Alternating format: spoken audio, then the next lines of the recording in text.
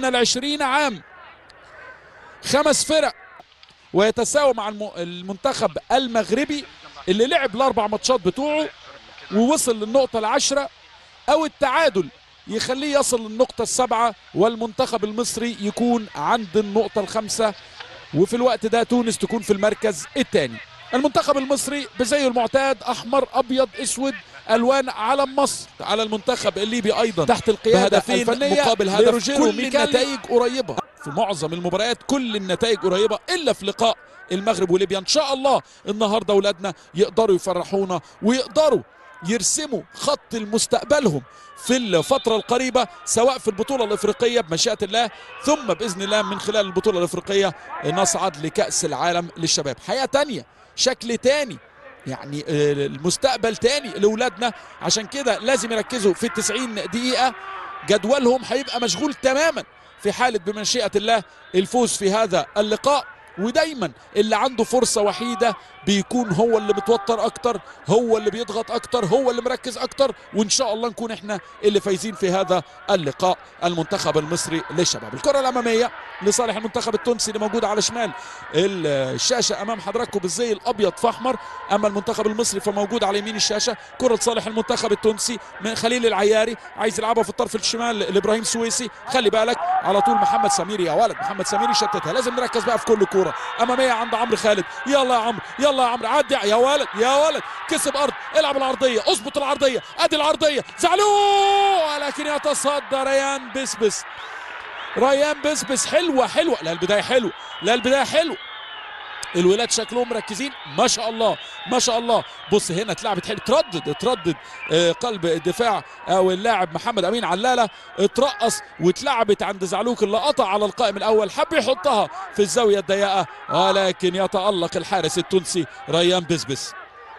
ريان بسبس لاعب نادي الاتحاد المنستيري. تحضير محمد امين علالة لدربالي، يلعب الكره الطوليه في الطرف اليمين، يستلم سويسي، يحاول يعدي ويغير اتجاهاته.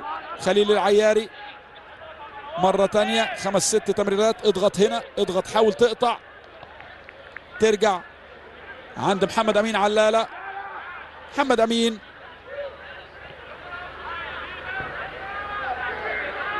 تدوير اللعب من اليمين للشمال ومن الشمال لليمين لصالح المنتخب التونسي. لعب الارتكاز امين الله محرزي، بص بيتحرك ازاي علشان ينزل يستلم الكرة من الاثنين اللي معاهم الكرة في الاستحواذ بعد ما عمل الباص من 1 تاتش، ينزل عشان يتحرك علشان يبقى له حل من الحلول نتيجة الضغط الكبير اللي عامله لاعيبة منتخبنا. احمد عبدين شوفها مرة تانية، الاوفسايد، اوفسايد واضح، فرق بخطوتين الطرف الشمال يوسف باشا، والاوفسايد لصالح منتخب مصر تحت 20 سنة. الكرة الأمامية زعلوك يحاول يلمس لكن تترد برأسية تونسية مرة ثانية. كباكا لزعلوك بدون عنوان، مقطوعة لتونس مرة ثانية لكن فيها فاول. مش عايزين فاولات كتير، عايزين نضغط بدون فاولات. ليه؟ علشان المشهد اللي قدامنا في كل ده احنا لسه في الدقيقة الثامنة، ده احنا لسه بنبدأ اللقاء، لكن هتلاقي كل لقطة فيها سقوط. بص ادي لقطة ادي سقوط ولا فيها حاجة ولا فيها حاجة. هتلاقي بقى يمسك كتفه يمسك رجله، هو كان هيقوم، هتلاقيه يمسك كتفه يمسك رجله، يعطل دقيقة دقيقتين، يقلل حماس ولادنا. نبتدي بقى نتصربع ونخش في المواقف اللي احنا مش حابينها تماما، ونستنى الدقيقة الأخيرة تبقى دقيقتين والوقت المحتسب بدل من ضايع. عايزين نخلص من بدري، عايزين نخلص كل الكلام ده من بدري. كل الكلام ده بإيه؟ بجول، جول واحد بس. أحمد أشرف شفت اللي وقع ده؟ ادي حكم اللقاء قال له ما فيهاش حاجة، لكن نركز في بقى. تترد عند بوستانجي، عبد الله، هدف رائع يا عبد الله، هدف يحيي الأمال من جديد يا عبد الله. 4 يطلعوا على الفاضي، تترد مرة تانية أمامية بدون عنوان عند عبد المنعم تامر. نمسك كورة على الأرض، نضمن الباص أحمد عبدين، ويبقى إن شاء الله في أدائنا. المنتخب فرصة لازم نستغل يا أولاد الكور الثابتة، لازم نستغل الكور الثابتة. كان راجع في الكرة اللي فاتت أمين الله محرزي. ريان يلعب ناحية شمال عند محمد أمين علالة، علالة بشماله يعلي الكرة لقدام عند عمر بن علي، لكن مردودة برأسية كباكا يا ولد يا كباكا، يلعب السهل على طول، يخلص من الكرة بسرعة قبل ما تتقطع منك. ترجع تاني لصالح المنتخب التونسي. خليل العياري تترد، خطيرة خطيرة، يلا عبد المنعم خلي بالك، تسديدة بجوار القائم. الحمد لله الحمد لله، هدية في اللقطة اللي فاتت يروح بيها عمر بن علي ويسدد تسديدة، الحمد لله انه استعجل وتمر بجوار القائم وتطلع ضربة مرمى لصالح منتخب مصر. يلا يا رجالة، ادي الكرة اللي جت هدية يخبطها من نص الملعب والتسديدة تمر بجوار القائم. ادى الاتحاد الافريقي لمصر حقوق تنظيم هذه التصفيات، لان اتقسمت القارة الافريقية جنوب القارة وغرب القارة ووسط القارة وشمالها والشرق، ولمعرفة الفرق اللي هتصعد بمشيئة الله للبطولة الأفريقية. خلينا مع الهجمة دي، هجمة صالح منتخبنا. يلا يا مروان، مروان، ولكن يلحقها ريان، يلحقها ريان، وحكم اللقاء مديها ايه؟ حكم اللقاء مديها فاول لصالح منتخب مصر، ادى الادفانتج ولكن يرجع يدي فاول لصالح منتخب مصر. فاول او كورنر الاثنين ان شاء الله نستغلهم باذن الله، نستغلهم في اللقطة اللي جاية باذن الله. اتلعبت الكرة حلو هنا، السرعة يا اولاد، سرعة مع الدقة نقدر ان شاء الله نسجل. محمد سمير صاحب القميص رقم 14، ادي سيف تلكو هيحاولوا يقعوا كتير، ادي مروان اللي حاول يعدي ولعب الكرة الامامية، لكن رجوع من اللاعب رقم 15 محمد طبي كله والاحتياطي كله. ترقب كباكا، يلا كباكا، احمد خالد كباكا يلعبها تخبط في الحائط البشري. اعلى بيها شويه يا كباكا، اعلى بيها شويه، اعلى بيها شويه. رمية التماس من ناحيه شمال، لبيب هيلعب رمية التماس الطويله، لبيب لعبها جوه ال 18 على راس زعلوك، تتلعب الكره الاماميه، استنى الرأسيه تعدي الكل، ما حدش عمل الفول يا بوستانجي، ما حدش عمل الفول يا عابدين. الاثنين اللي ممكن يعملوا الفول، خلي بالك يا راجل، خلي بالك يا راجل، يروح انفراد، يروح انفراد والحمد لله، يروح انفراد والحمد لله. سيف الدين عصام اتباع في اللقطه اللي فاتت بكره عاليه، خلي بالك يا سيف، خلي بالك، لازم تقدر الكره صح، لازم تقدر الكره صح. عمر بن علي يضيع فرصه خطيره، دي اللي اخطر فرصه، دي اللي اخطر فرصه ما فيهاش كلام. واللقطه دي واحد بس يكمل مع الكوره، واحد يكمل مع الكوره يكتم الكوره جول، لو كتم الكوره جول، انما سيف يقدرها غلط، يروح الراجل عمر بن علي ولكن تمر بسلام الحمد لله على مرمى عبد المنعم تامر. عمر بن علي لاعب نادي الصفاقسي.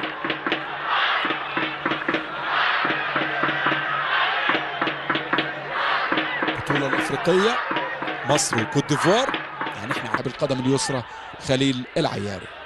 ادي ميكالي بيقول اللي احنا بنقوله، بيقول ايه؟ اعمل تمرير، ما تفقدش الكوره، ما تفقدش الكوره، ما تلعبش الكوره الطوليه الاماميه بدون عنوان. احمد شرف، يلا يا شرف، شرف يضم لجوه، احمد شرف يلعب البينيه لكن مقريه مقطوعه من كباكا. الكره العاليه عند عمرو خالد واللاعب محمد ريان رحيمي اللي بيحاول يحافظ على كورته يلعبها اماميه. الضغط العالي كده مظبوط، نغلط المنتخب التونسي وتطلع الكوره رميه تماس لصالح منتخب مصر. شايف فارس خالد، اعتقد ده فارس خالد رقم 12، بالفعل هو فارس خالد بيستعد للنزول، عايز تمرير كتير. ميكالي في نص الملعب، بوستانجي تمشي مع الكوره، يلا يا عبد الله، يلا يا عبد الله، يا ولد يا ولد يا عبد الله، تسديده حلوه قوي يا عبد الله، تسديده حلوه قوي يا عبد الله، عايزه يمين سنه، لا سنتين، عايزه يمين شويه يا عبد الله، كانت تبقى هدف، شكلها رايحه والله، خدمته وداس عليها وراح وسدد تسديده حلوه قوي قوي، شكلها رايحه والله يا عبد الله، شكلها رايحه، لكن تعمل السويرف وتمر بجوار القائم. مش محظوظ يا عبد الله، مش محظوظ يا عبد الله، ان شاء الله في اللي جايه عمر يطلع اعلى، توصل عند، لان داخلين في التوقيت الصعب من الشوط الاول. ضربه ركنيه تتلعب عاليه على القائم البعيد والرأسيه مع عبد المنعم تامر، طالع وساند، معترض على حكم اللقاء اللاعب محمد ريان رحيمي، لكن طالع وساند، والفاول على محمد امين علالة. ادي الكوره وادي الساند، شادد التيشيرت لتحت، باينه قوي، حكم اللقاء شافها ويدي الفاول لصالح منتخب مصر. برضه بنفقد الكوره بسرعه، ركز في التمرير يا اولاد.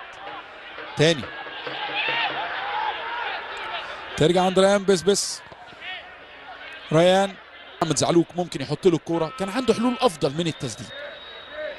مش عايزين الاستعجال.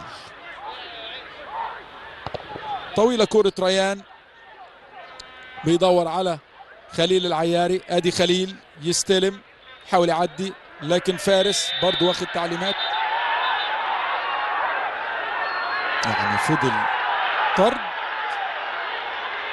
طرد الفارس خالد. طرد الفارس خالد، استفز فارس خالد فطرده حكم اللقاء.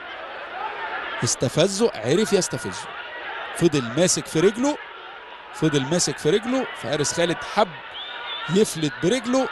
حكم اللقاء المغربي كشاف مصطفى يدي حالة طرد لفارس خالد. لا تعليق. ادي الكورة وهنعيدها مرة تانية. ادي العياري، هو فارس قطع الكورة، الراجل فضل ماسك في رجله مش عايز يسيبها. قلنا يا اولاد محدش، انت لسه نازل محدش يستفز. قلنا محدش يستفز. هو بيستفزك، انت قطعت منه الكورة، محدش يستفزك تماما يا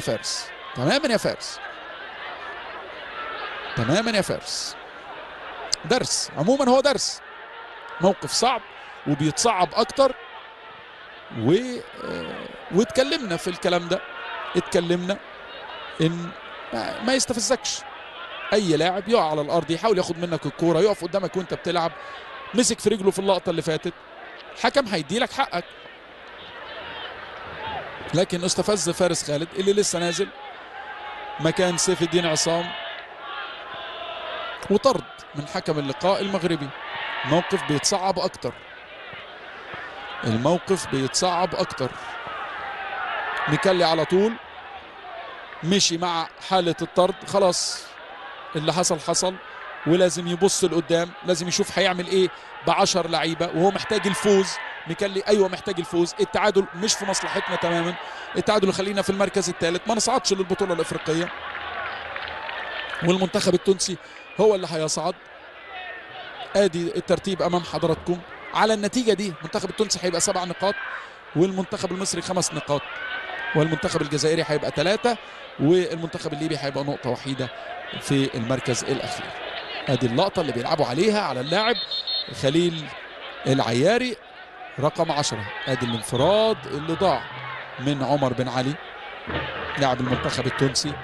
هيعمل ايه ميكالي؟ عنده من الخبرات ان هو يقدر يلعب ب10 لعيبة، وهو محتاج الفوز. ادي الكابتن اسلام الشاطر. فارس على فكرة درس، يعني فارس ان شاء الله يكون من اللعيبة الكبار، بس درس مش هينساه في توقيت هو نازل علشان يساعد الفريق ان الاداء يتحسن، ونازل بتعليمات من المدير الفني، ونازل عشان المنتخب ان شاء الله يقدر يكسب ويقدر يحقق الانتصار او التقدم في الاول، ويتم طرده بعد وقت قليل من نزوله. هو في موقف صعب. محمود لبيب هيلعب رمية التماس. ان شاء الله رجالتنا تقدر. محمود لبيب تونسي في نهاية الشوط الاول. ميكالي هيبقى له تعليمات في الشوط الثاني، واكيد في دور كبير لاستغلال التغييرات عشان اللي موجودين في ارض الملعب. ادي كاباكا بيقول له اهدى شويه، كاباكا بيتكلم. انذار، ما شفتش الانذار لمين، هل لميكالي ولا لمين؟ لا للاعب التونسي، اللاعب دربالي هو اللي خد الانذار. يبقى دربالي عنده انذار وخليل العياري عنده انذار. نبحث عن تكافؤ اللاعبين، عدد اللاعبين داخل الملعب، لازم لاعبتنا يكون عندهم الحته دي. يبحث عن دي مروان محمود، ياخد فاول تتلعب للمنتخب التونسي، لكن حكم اللقاء يوقف اللعب.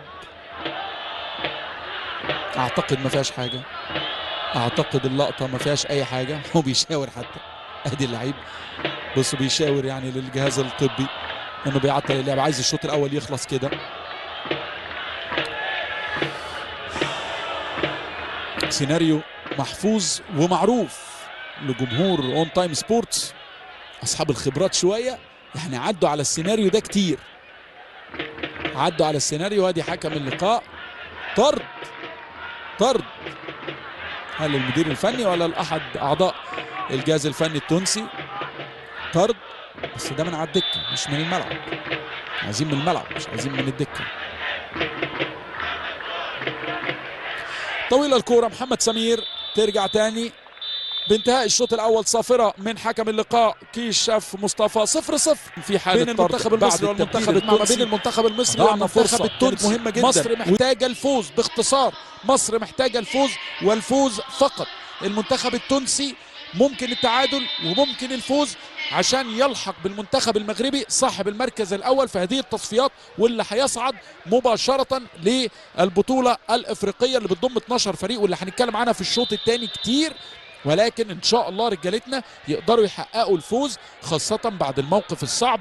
ايوه، فوق اسم مصر اللي موجود العلامة الحمراء دي نتيجة الطرد في الدقيقة 40 للاعب فارس خالد اللي كان نزله ميكالي على حساب اللاعب سيف الدين عصام. تبديل تاني في بداية الشوط الثاني بنزول مهاب سامي رقم 20، وشايف احمد شرف بيلعب بجوار زعلوق. هيقول ايه ميكالي او قال ايه في اوضه اللبس للعيبه؟ لاننا محتاجين ان احنا زي ما قالوا نجومنا طبعا في الاستوديو ان احنا محتاجين نمسك كوره، محتاجين نكون قاريين الجيم اكتر من كده، اكتر من المدير الفني سليم بن عاشور. خلي بالك هنا بقى بوستانجي وحكم اللقاء يدي الفاول لصالح منتخب مصر. ياخد فاول في كوره كان تم استفزاز فيها اللاعب فارس خالد، كان ليه رد فعل على طول. حكم اللقاء يدي حاله طرد للاعب منتخبنا فارس خالد عشان نكمل اللقاء ب10 لاعبين. كرة أمامية تتلعب مرة تانية عند اللاعب دربالي اللي بيضم لجوه جنب قلبين الدفاع. يوصل عبد الله بوستانجي يعليها رأسية من أمين الله محرزي لاعب المنتخب التونسي. بقول لحضراتكم نحط عينينا على أكتر من لاعب لمنتخبنا وللمنتخب أيضا التونسي. تقطع كرة عند خليل العياري، خليل يعليها، عمرو خالد بيبو هو اللي خرج، مش شايفه في ارض الملعب رقم 17 زي ما ظهر امامنا على الشاشه عمرو خالد بيبو، والنزول للاعب رقم 20 مهاب سامي. في ثاني تبديلات روجيرو ميكالي. عابدين يعلب الكره الاماميه، لو عدت خطر، عدت يدخل جوه 18، حط الكره على الارض، اضمن الباص، يلعب العرضيه عند زعلوك الكنترول صعب، مردوده من غير فاول. خلي الكره معانا لسه بتكلم لسه بقول لان اللعيبه مستعجله، ولادنا مستعجلين جدا. خلي الكره معانا ما تفقدهاش بسرعه. عبد الله بوستانجي تطلع بره لكن فيها لصالح منتخب مصر. لمست تطلع رمي تماس، خبطت في اللاعب يوسف باشا لاعب الصفاقسي التونسي على الارض. لزعلوك، يستلم زعلوك عند مروان. يا ولد حلوه الكره كده من ناحيه شمال. لسه ما كملتش الجمله تتقطع، تتلعب الكره الطوليه سريع. خلي بالك يا عبد الله، يا ولد يا عبد الله ما شاء الله. فيها فاول لصالح عبد الله بوستانجي. حلوه يا عبد الله يعوض فرق السرعه ويعمل التاكلينج ويطلع كرة بره حتى بعد الدفعه، ولكن بقوه. عبد الله بوستانجي من مكاسب هذه التصفيات الحقيقه. عبد الله بوستانجي مع اللاعب رقم 11 يوسف باشا في اللقطه اللي فاتت بقوه طلع كرة رمي التماس. تتلعب الكرة العاليه عند زعلوك اللي بيتحرك عرضي في نص الملعب. زعلوك يحاول يعدي، يلمس قبل ما توصل لمروان، تترد عند اللاعب عمر بن علي، يقف على كورته ويسلمها ناحيه اليمين ولكن مقطوعه. يا ولد سلم هنا، سلم بشكل مظبوط، يختار الكره الطوليه، بلاش الطويل. تلعب الكره تتلعب عند زعلوك مره ثانيه ال1 3. يا ولد محمد سمير يلعب الكره العرضيه، فيها دفعه تخبط في وشه ولكن تترد مره ثانيه لصالح منتخب تونس. طويله الكره، ميكالي في المنطقه الفنيه قدام سليم بن عاشور، والضربه الركنيه للمنتخب التونسي. وفي 3 من المنتخب التونسي بيسخنوا خلف مرمى اللاعب عبد المنعم تامر. تعليمات من حكم اللقاء لكباكا والسامي تتلعب الكرة العالية، عبد المنعم تامر يطلع وادي الرأسية على مرة تانية، خلي بالك، والحمد لله الحمد لله تردد سكند بول الأولى برأسية، مفيش حد ضغط عليه وهو بيلعبها، تترد مرة تانية لإبراهيم السويسي، محدش ضغط عليه برضه وهو بيلعبها. بص الأولى يطلع عمر بن علي يلعبها مفيش حد معاه، تترد يلعبها من مرة واحدة وتطلع ضربة مرمى لصالح منتخب. ضربة مرمى اتلعبت وبنفقد برضو الكرة بسرعة، تتلعب تاني. دايما بنتكلم عشان ولادنا اللي قاعدين بيتفرجوا على هذا اللقاء. ادي الكرة بتتقطع مرة تانية، ترجع تاني خليل العياري، خليل تسديدة باليمين ولكن تطلع بره، ضربة مرمى. وادي النرفزة من عبد المنعم تامر حارس المرمى، لمست، هل لمست وطلعت ضربة ركنية ولا ضربة مرمى؟ اعتقد ضربة مرمى، اعتقد الملعب. مروان حلوه التمريره للبيب، عايز يقطع مشوار، حلوه من محمود، يعمل الكره العرضيه يكسب رمي التماس، حلوه دي. ادي ابتدى السقوط، ترجع لصالح منتخبنا، تتلعب الكره العرضيه خطيره لكن يطلع ريان بسبس يطلعها، ترجع يا ولد لكباكا، يعمل الكره الاماميه عند احمد شرف لاعب النادي المصري، لكن تاني عبد الله بوستنجي مقطوعه في الطرف الشمال لمهاب سامي، مهاب خش لجوه، مهاب مع كباكا يلعب الكره الاماميه لشرف، يتعدل لكباكا، يا ولد يا ولد يا ولد يا ولد يا ولد، هدف عالمي من احمد خالد كباكا، يا ولد يا ولد يا ولد، 1-3 صح، 1-3 صح، الصح اتلعبت حلوه قوي، شومه في المرمى من كباكا، شومه في المرمى، هدف اول لصالح منتخبنا، حلوه. ميكالي نضارته اتكسرت ولا ايه؟ ميكالي اتخبط في الاحتفال لان هدف حلوه قوي، اتلعبت رائعه لاحمد خالد كباكا، يحط فيها العزم كله، تاخد ايد ريان بسبس وتخش. ادي مهاب يلعبها لاحمد شرف، يا لعيب يا كبير، يا لعيب يا كبير يا شرف، وادي احمد خالد تخبط في اللاعب رقم 15 محمد امين وتروح في طريقها للشبكه، يا ولد يا ولد يا ولد يا ولد يا كباكا، حلوه من مهاب سامي، احلى من احمد شرف، واحلى من اللاعب احمد خالد كباكا. دي خبطت اعتقد في احمد شرف وهي رايحه، لكن التسديده رائعه من احمد خالد كباكا، حلوه يا رجاله، من الكرات اللي بننادي عليها من اول المباراه، انه يحط الكره ويضمن الباص الاولاني حلو، والثاني وادي سقوط تاني، هيقوم ما فيهوش حاجه، مش بقول لكم هيقوم ما فيهوش حاجه، لان لسه السيناريو ده متكرر من دقيقتين وجبنا فيها جول، لكن هو دلوقتي محتاج التعادل المنتخب التونسي، فمش هيقع. ادي لعيب محمد امين علاله، مش هيقع، هيقوم، مش هيضيع وقت. براحتك يا لبيب، براحتك بقى يا لبيب، لكن لسه بدري قوي، ان شاء الله نغطي الجول بجول، ما نلعبش على 1-0، ولينا درس في ماتش الجزائر. تتلعب برأسية، مين مكمل ما يكملش.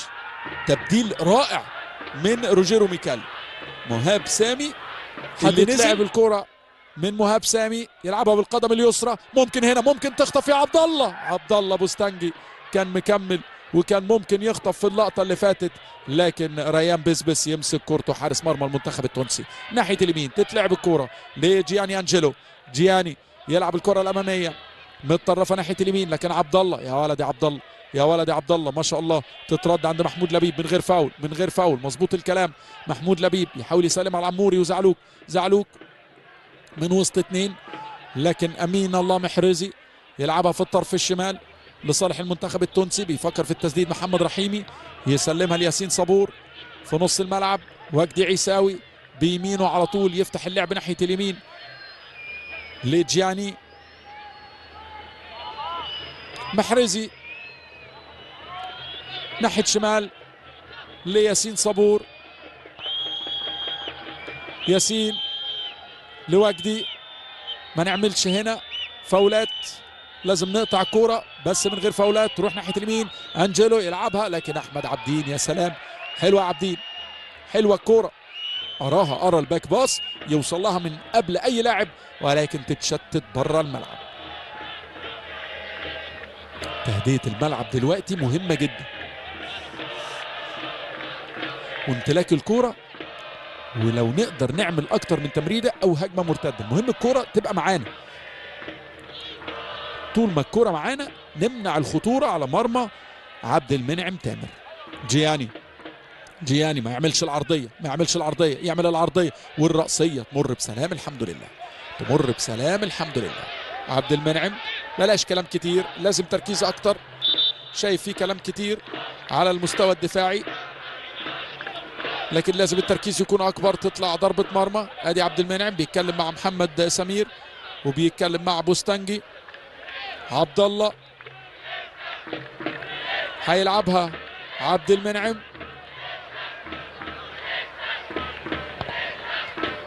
طويلة كرة عبد المنعم تامر، رأسية من عموري عند زعلوك. يلا زعلوك ممكن تضغط هنا، لكن تترد من دفاع المنتخب التونسي في نص الملعب عند امين الله محرزي. يغير اللعب ناحيه الشمال. يعرفوا يلعبوا في المساحات بشكل رائع لعيبه المنتخب التونسي وانتشارهم في الملعب. بص لكن احنا عاملين كومباكت لان في نقص عددي، مش عايزين يكون في مساحات، مش في مصلحتنا المساحات دي تترد تاني لصالح المنتخب التونسي. عايز يغير اللعب، لكن زعلوك يستلم زعلوك. اعمل الباص للي جاي من ورا لقدام. كباكا يطلعها عند عموري. سبرنت يا عموري، روح يا عموري، لكن يوصل للكوره اكتر اللاعب محمد امين علالة. يرجع لورا لريان بسبس. ريان يسلمها لامين الله محرزي. دخلنا في الربع ساعه الاخيره من الشوط الاول. بوستنجي لكباكا. يا سلام يا كباكا، يا سلام. مروان يرجع الكباكا مره ثانيه صعبه، لكن يعمل ال1-2. عمل ال1-2 مره ثانيه. دي ال1-3 لكباكا. الناحيه الثانيه عموري يعمل الباص لعموري. خطيره. خلص يا عموري. التسديده. يا ولد اتلعبت حلوه. الفكره حلوه قوي ورايحه، لكن رايحه فوق المقص. تطلع ضربه مرمى لصالح المنتخب التونسي. يقول له استنى، في لاعب واقع على الارض. واللي كان شارك مع المنتخب الاولمبي على فكره. خلينا نشوف ادي في التحضيرات قبل الصعود للاولمبياد، اولمبياد باريس. كان عمر خضر شارك مع المنتخب الاولمبي. هينزل مكان زعلوك. مجهود كبير قوي محمد زعلوك عمله. برافو زعلوك، عمل مجهود كبير. ينزل عمر خضر لارض الملعب. يلا يا عمر، شوية نشاط، شوية باور من بتوعك يا عمر، ان شاء الله يحدثوا الفارق. عموري يلعب عرضية بدون تركيز، تطلع ضربة مرمى. شوف بقى الفرق. ريان بسبس راح يجيب الكورة وهيلعبها. غير كده كان زمانه بيسأل فين الكور، والكرة تنزل له يستنى ويروح يجيبها من الناحية التانية، لكن يروح ويحط الكرة بسرعة. حارس مرمى المنتخب التونسي. 8 دقايق ونص تتلعب ناحية اليمين.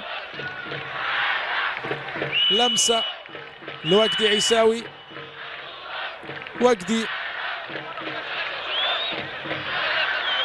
رحيمي يسلمها لصبور. يغير اللعب ناحية اليمين، يسيبها وجدي عيساوي لانجيلو. عايز يلعب الكرة العرضية بالقدم اليسرى، لكن عبد الله يا ولد عبد الله مقطوعة. يحاول ياخدها، لكن الفاول لصالح منتخب مصر. برافو بشكل رائع يا عموري، بشكل رائع. عرف ياخد فاول، وهي دي اللقطات اللي بقول لحضراتكم عليها. تعرف تاخد فاول، تعرف تعطل اللعب، تعرف تخطف هدف زي ما خطفنا هدف، وان شاء الله نخطف التاني. تامر. يلا عبد المنعم تامر يلعب الكرة الطولية عند عموري. لا، بعيد على عموري. توصل عند ريان بسبس. ريان عايز يفتح اللعب الرحيمي ناحية شمال. محمد ريان رحيمي لاعب البنزرتي التونسي. رحيمي لمحرزي. يغير اللعب ناحية اليمين. نازل بيحاول عشان يستلم اللاعب ابراهيم السويسي. ترجع تاني عند رحيمي. امامية الكورة، يعملش الباص. عمل الباص لانجيلو، يلعب الكرة العرضية، لكن عبد الله بوستنجي. عبد الله يطلعها رمي التماس. تطلع رمي التماس لصالح المنتخب التونسي. لامين محرزي مرة تانية لخليل العياري على القدم اليسرى مع مروان من غير فاول. يا مروان، يلا عمر، ممكن تقطع هنا، ممكن تضغط وتقطع. عمر خضر تتقطع الكرة يا ولد، توصل عند عمر خضر، اقطع مشوار، روح مشوار يا عمر. ما معهوش حد، ما معهوش حد، لوحده لكن عنده الخبرة، ممكن ياخد فاول او ممكن يكمل الهجمة. عمر خضر لوحده وسط 3، عمر خضر لسه معاه الكرة، عمر خضر يحاول ياخد رمي التماس لكن حكم اللقاء يدي انذار لمين؟ لرقم 14 للاعب ياسين صبور، بديل اللي نزل. ياسين صبور ياخد انذار. وقت بيعدي ببطء طبعا، ان احنا عايزين الوقت نوصل للدقيقة 90 على طول، فالوقت بيعدي ببطء جدا على سليم بن عاشور اللي قدامنا في الكادر. طبعا الوقت بيعدي بسرعة لكن معانا احنا ما بيعديش بسرعة. اعتقد في تبديل لان اللعب متوقف. هنشوف لو في تبديل، اكيد مخرج اللقاء هيجيبها لنا لو في تبديل او في تبديل فعلا، تبديلين كمان مش تبديل. هيطلع خليل العياري ويطلع ابراهيم سويسي، خليل العياري وابراهيم سويسي،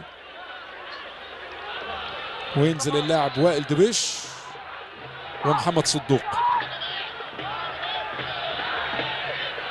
لؤي تراي بينزل. هنشوف التبديل الثاني، اعتقد وائل دبيش، خلينا نشوف ونتاكد. مهاب سامي عايز يعدي، مهاب يقع على الارض لكن حكم اللقاء يقول مفيش فاول. اللاعب نادي انبي مهاب سامي. 5 دقايق خلاص يا رجاله، 5 دقايق فقط. يطلع ابراهيم سويسي وينزل اللاعب محمد صدوق. كرة صالح المنتخب التونسي. وجدي عيساوي يحطها على الارض مرة تانية الرحيمي لكن ضغط من عمر خضر. ايوه كده يا عمر، ايوه كده، خلي الكرة ترجع لورا، خلي الفريق ياخد نفسه شوية. ترجع لوجدي، عايز يلعبها العالية، اضغط ما يعديش، اضغط، تتلعب الكرة العرضية لكن عبد المنعم تامر يا ولد ما شاء الله عليكم يا رجالة كلكم. عبد المنعم تامر يمسك كورته بثبات. المنتخب المغربي 10 نقاط، المنتخب المصري حتى الآن 7 نقاط، إن شاء الله يكمل بال7 نقاط في المركز الثاني ونكون ضمن 12 فريق موجودين في البطولة الإفريقية. مصر من ضمن الدول اللي تقدمت إنها تستضيف هي وكوت ديفوار البطولة الإفريقية. 12 فريق يصعد منهم لكأس العالم للشباب اللي في تشيلي إن شاء الله 2025. رمي التماس كده فيلم قصير لسيناريو المباراة. طرد هتتلعب من ناحية الشمال، كالي خطة هدف وإن شاء الله صعود، إن شاء الله يا ولد يا عموري، ياخد فاول يا ولد. حلوة يا عموري، حلوة لعمر محمد، ياخد فاول وكرة ثابتة واللعيبة تاخد نفسها واحنا ناخد نفسنا وميكالي ياخد نفسه هو كمان وممكن نسجل هدف تاني. خلصها بقى هنا يا ولد يا عموري. حط جسمه حلو قوي من محمد او امين عبد الله محرزي. يلا يا رجاله، عمر خضر على التنفيذ لكن عموري لوحده وسط 4. مهاب سامي 5 دقايق بيديهم حكم اللقاء، فيها انذار للاعب امين الله محرزي. حزن على النتيجة حتى الآن لكن اللعب متوقف. فيها انذار فعلا، امين الله محرزي فيها انذار وفيها فاول لصالح منتخبنا. لوحده عموري جوه 18 وهتتلعب قصيرة وهنروح علشان اعتقد جنب الراية الركنية لاهدار بعض الوقت عشان ما تتلعبش عرضية ونفقدها ويكون في هجمة مرتدة للمنتخب التونسي. بالفعل بتتلعب عند عمر خضر عايز يعدي لكن بيفقد الكورة، ترجع لصالح المنتخب التونسي. اضغط عموري هنا، كان ممكن يضغط عموري لكن ترجع لصالح المنتخب التونسي مرة تانية عند رحيمي الكابتن وجدي عيساوي. وجدي يعلى بالكورة ناحية اليمين لوحده تماما. صدوق ما يلعبش الكرة، يلعب الكرة الأمامية، لكن عبد الله بوستنجي ما يطلعش. عبد المنعم تامر وبوستنجي في المكان والميعاد المظبوط يطلعها. حتى النهاية كرة عرضية، حتى الدقيقة الأخيرة من الوقت المحتسب بدل من ضايع. ما بنريحش نفسنا من بدري أبدا. ضربة مرمى لكن ليها متعتها، ليها فرحتها. عبد المنعم تامر هياخد انذار، خد الانذار عبد المنعم تامر. خلاص اللحظات الأخيرة، عبد المنعم تامر حكم اللقاء بيصفر، بيقول له العب.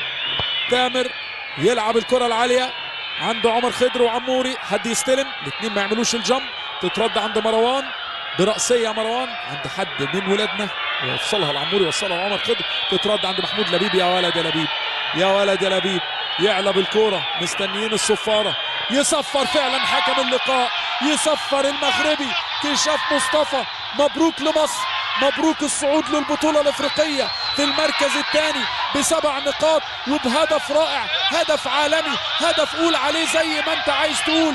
احمد خالد كباكا يسجل هدف رائع بجملة ثلاثية اسيست من شرف، واللي بدأها مهاب سامي بعد الطرد، بعد الموقف الصعب اللي اتحطينا فيه، وان الفريق اللي عنده فرصة واحدة هو اللي بنسبة كبيرة بيحقق الفرصة دي، واللي عنده فرصتين يبقى في المركز الثالث. مبروك لمصر، مبروك للمنتخب المغربي. هارد لك لأشقائنا التوانسة اللي فضلوا عند 6 نقاط وفي المركز الثالث. ادي احمد خالد كباكا والفرحة الكبيرة لأولادنا بهدف الصعود 1-0. والأجمل من كده الإرادة والعزيمة رغم النقص العددي. كمان الموقف اللي اتحط فيه ميكالي والجهاز الفني بالكامل والجهاز الإداري. تحية لميكالي والجهاز الفني لصالح منتخبنا، تحية.